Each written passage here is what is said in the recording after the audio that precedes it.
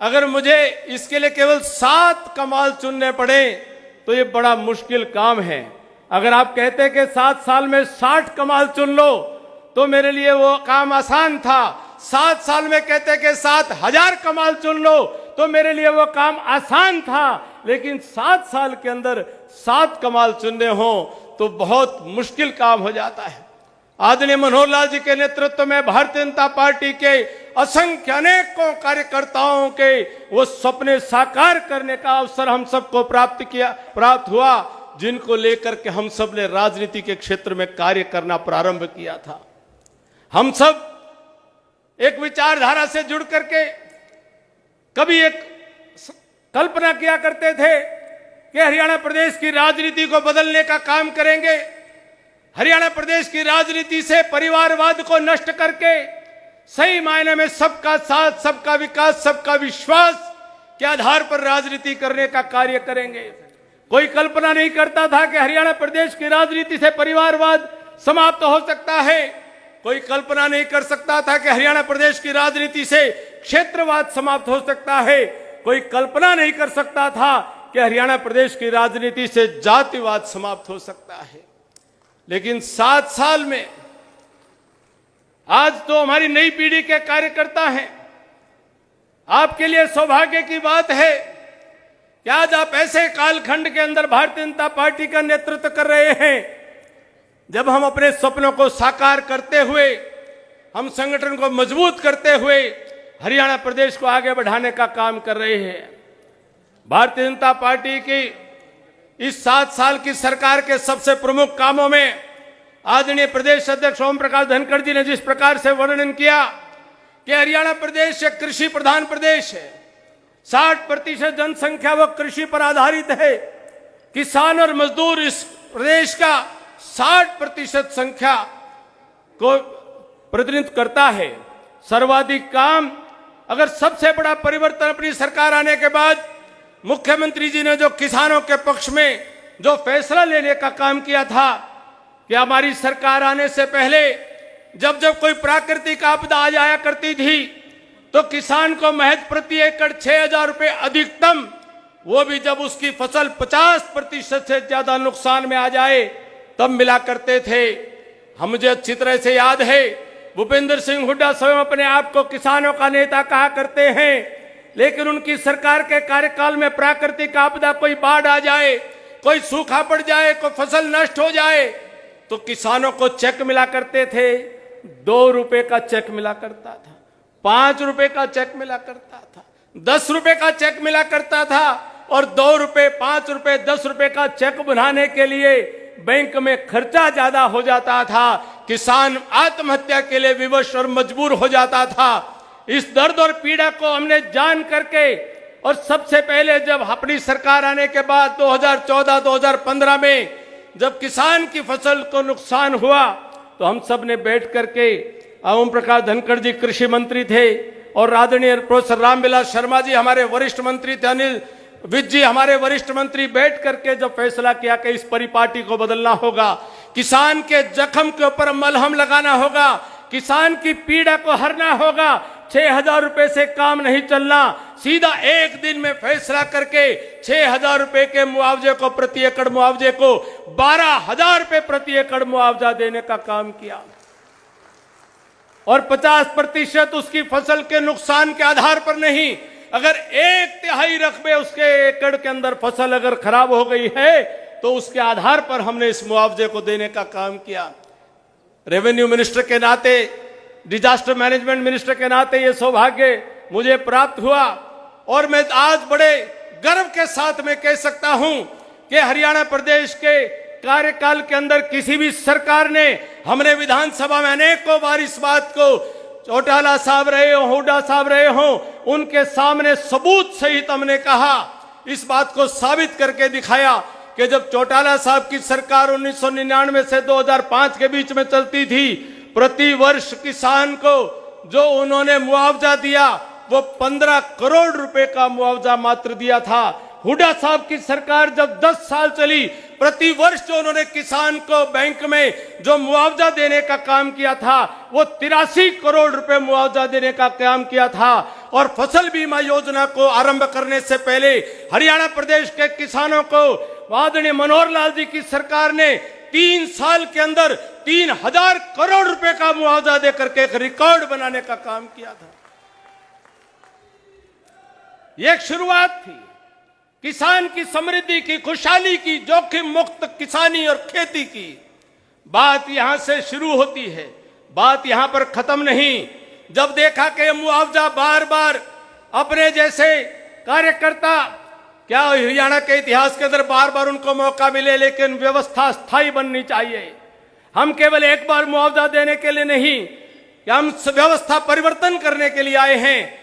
श्रीमान ओम प्रकाश धनखड़ जी ने फसल बीमा योजना के कार्यक्रम को आगे बढ़ाया और फसल बीमा योजना के कार्यक्रम का अनेक बार विपक्षियों ने विरोध किया। विरोध इसलिए नहीं किया कि किसानों को कोई नुकसान होना था, विरोध वो इसलिए कर रहे थे कि वो जानते थे कि फसल बीमा योजना लागू होगी तो उनकी राजनीति को सदा सदा के लिए नुकसान होने वाला है। उस फसल बीमा योजना के कारण से 4000 करोड़ रुपया बिना मांगे, बिना कहे किसानों के खाते के अंदर मुआवजे के तौर पर पिछले 5 साल के अंदर जमा हो चुके हैं। एक बहुत बड़ा व्यवस्था परिवर्तन का काम जोखिम मुक्त खेती के नाते से मुख्यमंत्री रहते हुए आदरणीय मनोहर लाल जी ने जिसकी शुरुआत की है, वो भावांतर भरपाई योजना की है। आज कोई भी ऐसी फसलें जो एमएसपी के दायरे में आती हों, चाहे 11 फसलें आज नई हमारी एमएसपी के दायरे में लाई गई है, अगर उनका मार्केट रेट वो एमएसपी से कम होता है तो उसका भरपाई करने का काम वह आज हरियाणा प्रदेश की सरकार करती है। अपने आप को किसानों के समर्थन या किसानों का हमदर्द कहने वाले तथाकथित किसान नेताओं की सरकारों ने कभी भावांतर भरपाई कार्यक्रम की नहीं सोची थी। ये पहली बार सोचने का काम किया तो ये भारतीय जनता पार्टी के कार्यकर्ताओं ने किया, आपकी प्रेरणा से किया, आपके सहयोग से किया, आप लोगों के सुझाव के आधार पर किया। किस प्रकार से कृषि का विविधीकरण हो, नई फसलों को उगाया जाए और नई फसलों को एमएसपी के दायरे में लाया जाए, ये अनेकों कार्यक्रम आदरणीय मनोहर लाल जी के नेतृत्व वाली हमारी सरकार ने किया है। साथियों, कुछ आंकड़े मैं आपको देना चाहूंगा कि किस प्रकार से हमारे कृषि की विविधीकरण में जो पशुधन है उसको सपोर्ट करने के लिए पशुधन को क्रेडिट कार्ड योजना लागू करते हुए 53,000 पशुपालकों को 733 करोड़ रुपए का ऋण देने का काम किया। इस हरियाणा प्रदेश में कांग्रेस और इंडियन नेशनल लोकदल के कार्यकाल के अंदर फैशन शो हुआ करते थे, एक अनेक अन्य प्रकार के फैशन शो हुआ करते थे। साधुवाद है हमारे अध्यक्ष जी को, उन्होंने कृषि मंत्री रहते हुए मुर्रा भैंसों के और पशुओं के फैशन शो का आयोजन करने का काम किया, कृषि मेलों के अंदर उसको सफल बनाने का काम किया। एक नई परिपाटी फसल खरीद के रिकॉर्ड के अंदर 2020-21 के अंदर, केवल 2020-21 के अंदर लगभग 29,000 करोड़ रुपया, केवल एक साल के अंदर 29,000 करोड़ रुपया हरियाणा प्रदेश के अन्नदाताओं के खाते के अंदर उनकी खून पसीने की गाड़ी कमाई, उनकी फसल के दाम के तौर पर, पेमेंट के तौर पर उनको दिए गए हैं। केवल मात्र उनका अधिकार नहीं दिया गया, केवल मात्र उनको जो उनको मिलना चाहिए था उनको दाम वही नहीं दिया गया, लेकिन अगर वो दाम, उनकी कीमत जो उनको मिलनी चाहिए थी उसमें कोई 3 दिन से ज्यादा की भी देरी हुई तो उसके ऊपर 9% सालाना की दर से ब्याज भी उनको देने का काम किया। ये काम कोई हुड्डा और चौटाला की सरकार ने नहीं, ये किसान के दुख दर्द को समझ करके उसको पीड़ा को मिटाने का काम ये मनोहर लाल जी की आपकी सरकार ने काम किया। साथियों, किसान की फसल को पानी की बहुत जरूरत रहती है। इस हरियाणा प्रदेश में भी पानी की कमी और पानी की उपलब्धता के कारण से हर एक हरियाणा बन जाते हैं। कहीं कहीं पानी की उपलब्धता बेहतर रही और कई इलाका सूखा रहता था। नारे दिए जाते थे कि हमारी सरकार बना दो, टेल के ऊपर पानी पहुंचाएंगे। कभी चौधरी बंसीलाल जी ने लिफ्ट की योजना तो बनाई, लेकिन चौधरी बंसीलाल के शासनकाल के अंदर भी कितना पानी उस टेल तक पहुंचता था, इसके ऊपर असमंजस बना रहता था। एक संकल्प लिया मनोहर लाल जी ने कि दक्षिण हरियाणा की मरुभूमि पर हम उसको प्यासा नहीं रहने देंगे। दक्षिण हरियाणा के किसान की समृद्धि और खुशहाली को सुनिश्चित करने के लिए हम किसी भी सूरत के अंदर टेल पर पानी पहुंचाने का काम करेंगे। बृहद योजनाएं बनाई गई। जेपी दलाल जी आज के कृषि मंत्री उस इलाके से आते हैं। मैं आज मुख्यमंत्री जी के प्रयासों की सदन के माध्यम से सराहना करना चाहता हूं कि वास्तव में आपने हरियाणा प्रदेश के प्रत्येक भाजपा के कार्यकर्ता को गौरवान्वित किया है। गर्व से हमारा सीना चौड़ा हो जाता है जब दक्षिण हरियाणा के गांव से हमको सूचना आती है कि अब हमारे खेतों के अंदर भी पानी आता है और टेलों तक पानी आता है और पर्याप्त पानी आता है। एक बहुत बड़ा परिवर्तन जल संवर्धन का, जल किस प्रकार से जल का संवर्धन हो, यह कल्पनाशीलता ये अपने भाजपा के कार्यकर्ता की हो सकती थी कि जिसने उस बात को गंभीरता से समझा कि पौंड अथॉरिटी बनाकर के लगभग 30,000 के करीब हरियाणा के तालाबों को उनको जीर्णोद्धार करते हुए, उनको जीवंत करते हुए, उनको जीवित करते हुए, जागृत करते हुए पानी की समस्या का सदा सदा के लिए उसका निदान किया जा सके। और पानी केवल कृषि के लिए नहीं, पीने के पानी के लिए एक बहुत बड़ी योजना बनाई गई है जिसके तहत हरियाणा प्रदेश का कोई भी व्यक्ति और हरियाणा प्रदेश का कोई भी पशु वह पीने के पानी से वंचित ना हो। और एक बहुत शानदार कार्यक्रम ये जल संवर्धन को लेकर के, जल प्रबंधन को लेकर के मुख्यमंत्री जी के नेतृत्व में चल रहा है। मैं उनके विस्तार से उन बिंदुओं पर ना जा करके केवल इतना कह करके कि एक पानी पिलाना सबसे बड़ा पुण्य का काम होता है। जहां पर रोटी कपड़ा और मकान हर आदमी की जरूरत है, रोटी कपड़ा और मकान से पहले भी अगर सबसे बड़ी जरूरत है तो वह जल की है, वह पीने के पानी की है, जिसकी व्यवस्था अपनी सरकार कर रही है। सुराज और पारदर्शी शासन के इस प्रकार से हरियाणा प्रदेश में नए नौजवान कार्यकर्ताओं को याद है कि नहीं हो कि किस प्रकार से पुरानी सरकारों में नौकरियां दी जाया करती थी, किस प्रकार से पुरानी सरकारों के अंदर ठेके दिए जाया करते थे। मुख्यमंत्री के निवास के ऊपर सूचियां बना करती थी, लिस्ट बना करती थी और किस प्रकार से पैसे लेकर के नौकरियां दिया करते थे।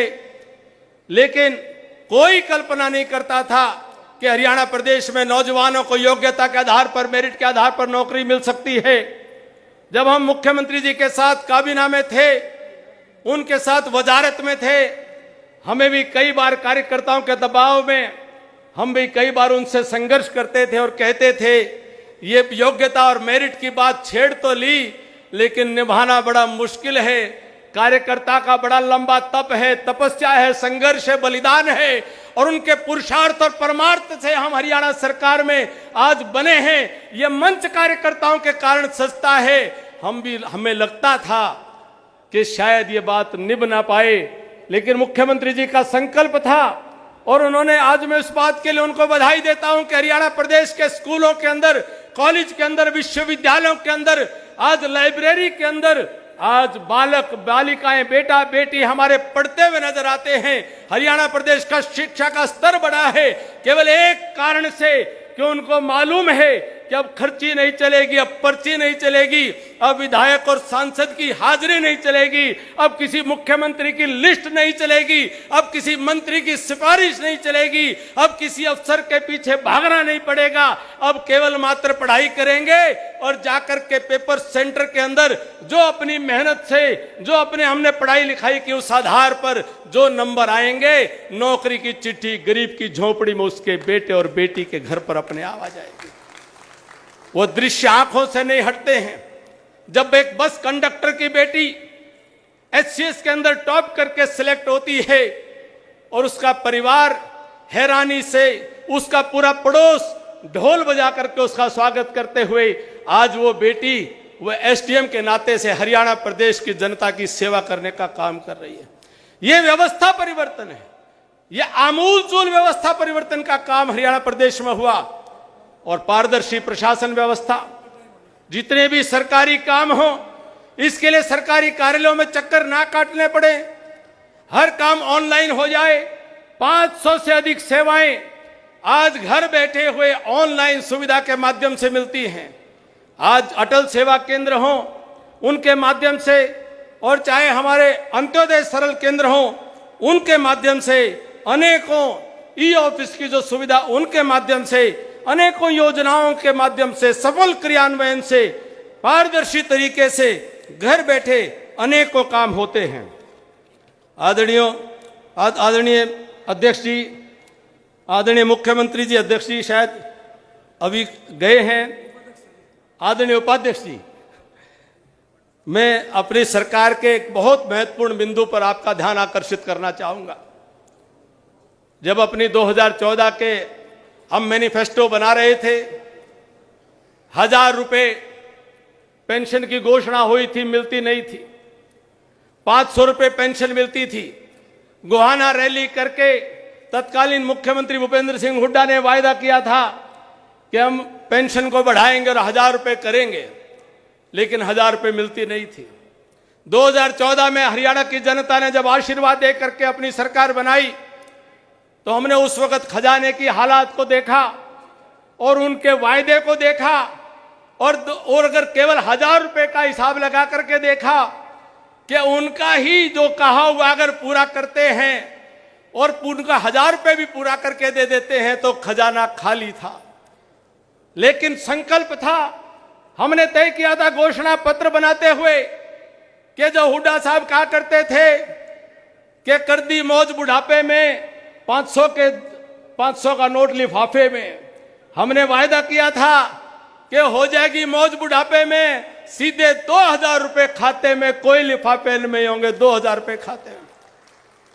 और वो वायदा 2014 के मैनिफेस्टो में किया हुआ वायदा हरियाणा की विधानसभा में शपथ लेने के बाद श्रीमान मनोहर लाल जी ने सबसे पहला वायदा जो पूरा किया, कोई तीसरा चौथा पांचवा साल नहीं, वो सीधे सीधे 2000 रुपए करने का पेंशन, गरीबों को पेंशन, जो हमारे बुजुर्गों को पेंशन, जो हमारे विधवा सम्मान योजना की पेंशन, दिव्यांग पेंशन, वो सीधे 2000 रुपए करने का काम किया, जो आज 2500 रुपए वह प्रति लाभार्थी मिलती है, लगभग 20 लाख लोगों को मिलती है। आयुष्मान भारत का कार्यक्रम हरियाणा प्रदेश में विशेष रूप से सफल हो रहा है। बीपीएल परिवार की आय की सीमा 1,20,000 से बढ़ा करके 1,80,000 रुपए की जा रही है। गरीब परिवार को मकान की मरम्मत के लिए 80,000 रुपए की उसको सहायता दी जा रही है। साथियों, खेलों के विषय में आदरणीय अध्यक्ष जी ने बहुत अच्छी तरह से सारा विषय रख दिया। आदरणीय मंत्री जी संदीप सिंह जी भी उस सारे विषय को रखेंगे।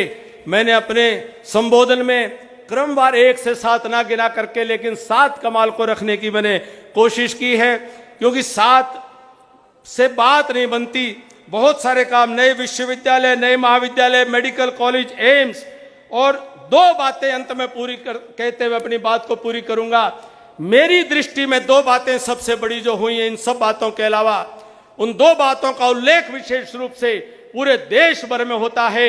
एक बात है कि हरियाणा प्रदेश की पावन धरा से आदरणीय प्रधानमंत्री श्रीमान नरेंद्र भाई मोदी जी ने जो बेटी बचाओ बेटी पढ़ाओ का अभियान की शुरुआत की थी, ये कोई रस्मी कार्यक्रम नहीं था, जिसकी हमको भी इस तरह कल्पना नहीं थी। मनोहर लाल जी को इस बात का श्रेय जाता है कि हरियाणा प्रदेश में बेटी बचाओ बेटी पढ़ाओ के कार्यक्रम को सफल करते हुए, हरियाणा की संस्कृति को पूर्ण रूप से परिवर्तन करते हुए, बेटी के सम्मान को आगे बढ़ाते हुए आज हर क्षेत्र के अंदर न केवल कार्यक्रम सफल हुआ, बल्कि आज बेटियां आगे बढ़ रही हैं। आने वाली तारीख इस बात को बताएगी कि कभी 2015 के अंदर यह संकल्प मनोहर लाल जी ने लिया था, और उसके बाद से बेटियों की बेटी बचाओ बेटी पढ़ाओ के कार्यक्रम के बाद बेटियों की स्थिति हरियाणा के अंदर सुधरी थी। दूसरी बात, एक पूर्व सैनिक होने के नाते मनोहर लाल जी ने एक सूची मंगा करके हमने देखा कि नियम था, पॉलिसी थी कि जो भी देश का शहीद हुआ है, वो शहीदों के परिवारों को एक नौकरी मिलनी चाहिए थी। और हम किसी शहीद परिवार में जाते थे, वो बताते थे हमारे परिवार को नौकरी नहीं मिली। श्रीमान मनोहर लाल जी ने चीफ सेक्रेटरी को एक आदेश दिया कि हरियाणा प्रदेश जब से बना है, केवल तब से नहीं, हरियाणा प्रदेश का कोई भी व्यक्ति अगर हरियाणा के बनने से पहले 1965 की लड़ाई में भी शहीद हुआ, 1948 की लड़ाई में भी शहीद हुआ, 1971 की लड़ाई में भी शहीद हुआ, श्रीलंका के युद्ध में या आतंकवादियों से लोहा लेते हुए या कारगिल के युद्ध में भी कोई शहीद हुआ हो, अगर उनकी 4 पीढ़ी के अंदर भी किसी को नौकरी नहीं मिली हो, तो ऐसे परिवारों को ढूंढ ढूंढ करके उनके परिवारों में नौकरी दी जाए। 400 शहीद परिवारों के घरों के अंदर उनकी तीसरी चौथी पीढ़ी को जाकर के नौकरी देने का महान काम अगर किया आपकी सरकार ने किया। साथियों ये 7 साल 7 कमाल नहीं, ये 7 साल 7,000 कमाल और 60,000 कमाल आपकी सरकार ने किए हैं। और इसका श्रेय जाता है तो बूथ के ऊपर बैठे हुए उस कार्यकर्ता को जाता है जो कभी शायद इस प्रकार के कार्यक्रम में उपस्थित भी नहीं होता होगा। आप सभी को जाता है जिन्होंने पार्टी को मजबूत करके हमें सबको नेतृत्व करने का सौभाग्य दिया। आप सबको श्रेय देते हुए, मुख्यमंत्री जी को साधुवाद देते हुए मैं अध्यक्ष जी को पुनः उनका आभार व्यक्त करता हूं कि प्रस्तावना करने का सौभाग्य मुझे दिया। बहुत बहुत धन्यवाद। जय हिंद, जय भारत।